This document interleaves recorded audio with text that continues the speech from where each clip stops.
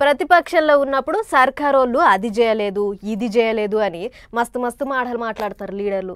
వాళ్ళు అధికారంలో ఉన్నప్పుడు చేద్దాము చూద్దాము అన్నట్టు ముచ్చట్లు చెప్తుంటారు. ఒకప్పుడు రిటైర్ అయిన ఉద్యోగుల కొరకు కొట్లాడినా అని చెప్పిన లీడర్ ఆఫీస్నే చుట్టుముట్టిర్రు ఇప్పుడు రిటైర్డ్ ఉద్యోగులు. పెన్షన్ బకాయిలు విడుదల చేయాలి, దాచుకున్న సొమ్ము మాది మాకి ఇవ్వాలి, ఇదే అలా డిమాండు. ఇంతకు ఎవరో ఎరికేనా రిటైర్డ్ అయిన సర్కారు ఉద్యోగులు. నల్గొండలో ఉన్న మంత్రి కోమటిరెడ్డి వెంకరెడ్డి సార్ ఆఫీసు ముంగట గిట్ట ధర్నాకు దిగిరు పెన్షన్ బకాయిలు విడుదల చేయాలని. ఏం చేస్తారు మరి? ఏడాది నర్థంకేంచి పెండింగ్ బకాయిలు ఇచ్చిందే లేదు గవర్నమెంట్. అట్లా పోయి సర్కారుని అడగలేరు, సీఎం సార్లు నిలదీయలేరు.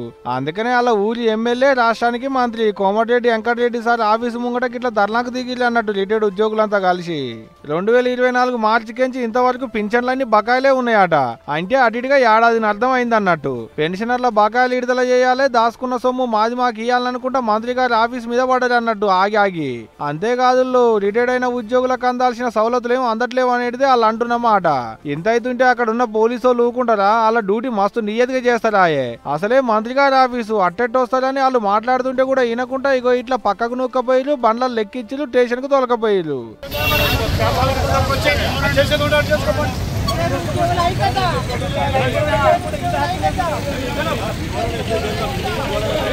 దాచుకున్న సొమ్ము ఆలదాలకి ఏమని అడిగినందుకు అరెస్టులు చేసిరు అన్నట్టు. గమ్మతేందంటే ప్రతిపక్షంలో ఉన్నప్పుడు పెన్షనర్ల పెండింగ్ బకాయిల సొమ్ములు ఇవ్వాలని పాత సర్కారులను అడిగింది కూడా మంత్రి కోమటిరెడ్డి సారే. అప్పుడేమో అట్టన్నాడు, ఇప్పుడేమో సప్పులు లేదనేది పెన్షనర్లు అంటున్నమాట.